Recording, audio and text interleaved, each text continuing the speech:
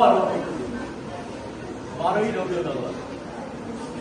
এখানে যারা উপস্থিত হয়েছ তাদেরকে আমার পক্ষ থেকে, বিদ্যালয়ের পক্ষ থেকে অশেষ অশেষ অশেষ ধন্যবাদ যে তোমরা এমন একটা দিনে আমাদের সাথে সম্পৃক্ত হয়েছ যে আল্লাহ নবী, আমাদের মহানবী হযরত মুহাম্মদ সাল্লাল্লাহু আলাইহি ওয়াসাল্লাম আমাদেরকে যদি জান্নাতে যাইতে চাই আমরা, তাহলে তিনি আমাদেরকে কি করবেন?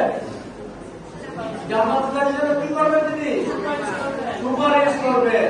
এমন একজন লোকের জন্মদিনে বা মৃত্যুদিনে আমরা উপস্থিত হয়েছি।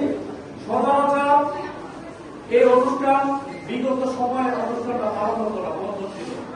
এই প্রথম এই সরকারকে ধন্যবাদ যে মহানবী হযরত মুহাম্মদ সাল্লাল্লাহু আলাইহি ওয়াসাল্লামের এই স্মরণীয় দিনটাকে আরো স্মরণীয় রাখার জন্য আমরা এই অনুষ্ঠান করেছি। এই অনুষ্ঠানে কৃতিত্ব সকল তোমাদের। আর এই তোমাদের অনুষ্ঠানের জন্য আমরা ইতিমধ্যে তোমাদের কিছু পুরস্কার বকেয়া ছিল, সেই পুরস্কারটাও আজকে দিয়ে দেব।